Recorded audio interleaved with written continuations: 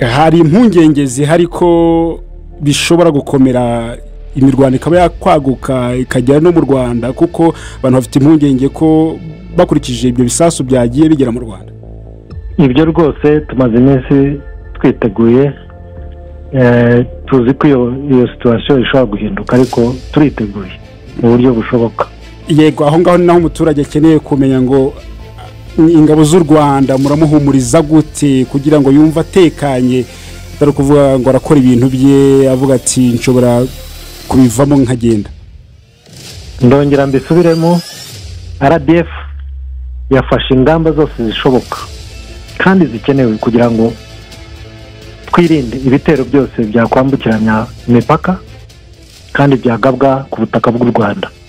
Ya ubaka kanya tuvugana FARDC cyangwa se guverinoma ya Kongo imaze kudekarara intambara yeruye hagati y'u Rwanda na Kongo.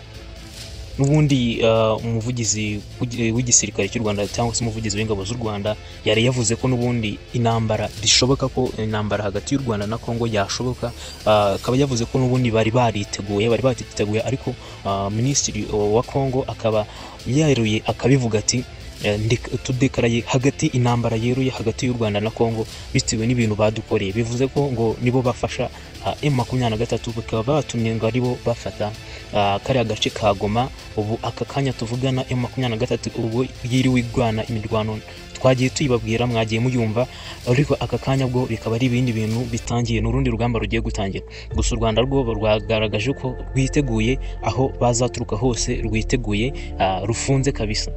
Rero ibi bikomeje kugenda biba hano muri ntara y'Uburasirazuba kare mu ntambara cyangwa se mu rugamba rwari rurimo kuba hagati mu mirwano irimo kuba hagati ya M23 na FARDC. Bagaragaje ko M23 yazanye intwaro, ifite intwaro nyinshi ngo yagiye ihabwa n'u Rwanda. Rero ibyo bigatuma ko FARDC cyangwa se guverinoma ya Kongo yiyemeje guhita dekarara intambara yeruye neza hagati y'u Rwanda na Kongo. Ibyo rero n'ibindi bihugu bishyigikiye Kongo bivuga ati u Rwanda nirudahagarika gufasha cyangwa se gutera inkunga M23 bose bari bwifatanye baze barwanye u Rwanda, kuko yaba Amerika yaba ibihugu byo mu Burayi byinshi byagiye bigaragaza ko birimo kwemeza ko u Rwanda rwo rurimo gushyigikira M23 mu kufa byatera cyangwa se yagaye ibitero kuri Kongo. Rero ibyo byose byagiye bigaragara mu makuru, ubu bavuze ko ndetse n'ibihugu bimwe na bimwe byagaragaye muri ya mirwano yabaye hagati ya M23 na FARDC, kuko ibihugu bya SADC byamanutse byari byaje gufasha FARDC kugira ngo irwanye M23. Gusa byayinaniye kuko Kongo yakomeje kugerageza kurwana ngo irebe ko yagaruza umujyi wa Goma. Gusa M23 yababanye bamba, kuko kugeza ubu umujyi wa Goma M23 niyo ukirimo kuwukontora, uracyari hagati mu biganza byayo. Ibyo bivuze ngo rero urugamba rukomeje guhinda. Reka tuze dukomeze dukurikirana amakuru, ariko ikigaragara nuko ibintu iminsi igiye kuza igiye gukomera. Ntabwo biri bworohe kuko intambara iraza kuba ikomeye. Urumva niba yatangiye gufata ku ruhande rumwe ndetse ikaza no mu kindi gihugu, byavuye kuba ari intambara hagati y'umutwe wa M23, ahubwo badekaraye ko igomba kuba intambara hagati y'u Rwanda ndetse na Kongo. Ibyo bigatuma rero abantu benshi barimo kwibaza ati biraza kugenda bite ko ibi bintu bigiye kuba agatereranzamba. Hano rero amakuru ahari nuko abasirikare b'u Rwanda bo bamaze kugenda bafata abantu benshi bagiye bamanika amaboko, batse intwaro nk'uko bisanzwe, nk'uko iyo bafashe cyangwa se iyo abantu bamanitse bashyira hasi intwaro. Ubu abasirikare bagera kuri barenga 300 u Rwanda barumaze kubafata cyangwa se bamaze kugera mu Rwanda bahunga baza bamanika bavuga ati twemeye tumanitse amaboko bitewe n'uko tubona ko M23 irimo kuturusha imbaraga. Ibice byinshi M23 byagoma ndetse n'amafiseze n'ibintu byinshi bitandukanye twagiye tubibona kare, M23 niyo irimo kubikontora. Bivuze ngo rero iyo nama yateranye ikaba yagaragaje ko bemeje intambara hagati y'u Rwanda. Ubwo tugiye twitega intambara hagati y'u Rwanda, kuko n'ubundi n'iyi ntambara irimo kuba hagati ya M23 na FARDC yagize ingaruka mu Rwanda ku nkengero z'u Rwanda hagati aho u Rwanda ruhana imbibi hagati y'u Rwanda na Congo. Ibisasu bimwe byaturukaga muri Congo bikaza bikagwa mu Rwanda, aho byakomerekeje bamwe bo mu Rwanda ndetse bamwe hapfuyemo abantu 5 bo mu Rwanda. Numva rero ko iyo ntambara n'ubundi Congo yayitangiye kare, nubwo idekara ati ko u Rwanda tugomba guhita dutangira tukarwataka, kuko nibwo rwatangije izi ntambara zose, narwo rwagiye rushyigikira ibi byose, bikaba bigeze aho M23 ifata Goma.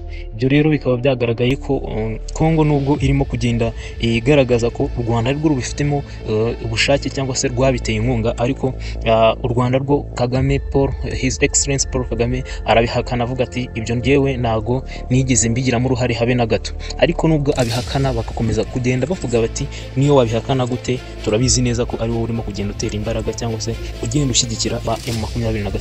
Ibyo rero bigatuma ko ariyo mpamvu bafashe iyo myanzuro. Inama yateranye kuri uyu mugoroba muri Congo ikaba yemeje ko intambara hagati y'u Rwanda na Congo, minisitiri wabo mwamwumvishe ndakeka Kavido nabanje ho mwakabonye n'uriya w'umugore arimo kuvuga ati tudekara intambara yeruye hagati y'u Rwanda na Congo. Ibyo rero bikaba ari ibintu bisa nkaho bitangiye kuba gufata urundi rwego hagati y'amareta y'amaguverinoma. Ni ibintu bisa nkaho bigiye kuba bibi cyane, kuko urumva byarenze kuba abaturage cyangwa se umutwe, ahubwo bitangiye gufata izindi ntera, bifata hagati gutsimbirana hagati y'igihugu n'ikindi. Ibyo rero bigatuma buri wese ingabo za buri gihugu zirimo kuryamira amajanja, nk'uko u Rwanda rwabivuze ati twariteguye bihagije, twariteguye. Umuvugizi w'ingabo mwumvishe ko n'akavido nagashyizeho mbanza yavuze ko biteguye uko bizagenda kose, biteguye aho bazaturuka hose, uko bavuze ko n'ubundi bakekaga ko byashoboka ko ingabo za Congo zishobora kuzabagabaho ibitero nyuma y'uko ibyo byose bizaba. Gusa ingabo z'u Rwanda zikaba zivuga ko aho bazaturuka hose zibiteguye. Gusa ibyo nubwo bavuga ati bariteguye, ibyo ntabwo byabura ingaruka runaka bishobora guteza habayeho iyo ntambara. Bivuze ngo buri wese agomba kurya ari menge, tugomba kurya turi menge, dutekereza, twitegereza, tunibaza iyi ntambara iraza kurangira ite hagati y'izi guverinoma cyangwa se hagati y'uyu mutwe wa M23 ndetse na hagati ya guverinoma ya Congo. Ibyo rero bikaba ari ibintu byaranze uyu munsi, ndetse ayo makuru n'amakuru mashya yaragezweho avuga ko ibyo bintu bijyanye n'uko badekaraye intambara hagati y'u Rwanda na Congo. Ibyo nabyo tubiteza amaso, tuzareba ejo bizirwa byifashe bite. Ese Congo iraza gusubirana umujyi wa Goma? Nubwo bigoye cyane, kuko uyu munsi yagerageje cyane, yakoresheje imbaraga nyinshi, bakoresheje ibitwaro bitandukanye, barashe, bagerageje uko bashoboye kose, ariko M23 bitewe n'imbaraga cyangwa se tactique ifite yabahashije neza, yanga ko binjira mu mujyi wa Goma. Nubwo bamwe bari basigayemo basa nkaho bari baciye igico kugira ngo baze gufata M23, gusa nyuma y'uko bayiciye igico nayo ubwayo yahise ibereka ko ifite ubundi bwenge burenze, kuko yagerageje uko ishoboye ibasubiza inyuma, irabarasa cyane, bagera nkaho bose babona ko nta kindi kintu bari burenzeho. Kugeza uyu mugoroba bibazaga ko wenda bari burare basubiranye Goma, gusa byanze. Kugeza uyu munsi cyangwa se kugeza aya masaha M23 iraranye umujyi wa Goma, nk'uko n'uwenda yari yabivuze, yabidekaraye ati twari babahaye amasaha 28 yarashize. Rero barabataka, baravuga ati uyu mujyi ubu turawufite, kutwaka byabagora, mukomeze ahubwo mugerageze twumvikane. Rero nubwo iyo nama yateranye bavuze ati Kagame natagira n'ibiganiro na Congo biraza kuba bibi. Rero reka dutegereze turebe uko ibyo bintu biza kugenda, nubwo bisa nkaho bigoye, ariko reka dutegereze tuze kureba icyo biza kubyara. Niba utarabona kuri subscribe, turakwibutsa kubanza ukamenya kujya hasi ugakora kuri subscribe kugira ngo tujye tubana mu biganiro byacu by'ubutaha. Ciao ciao.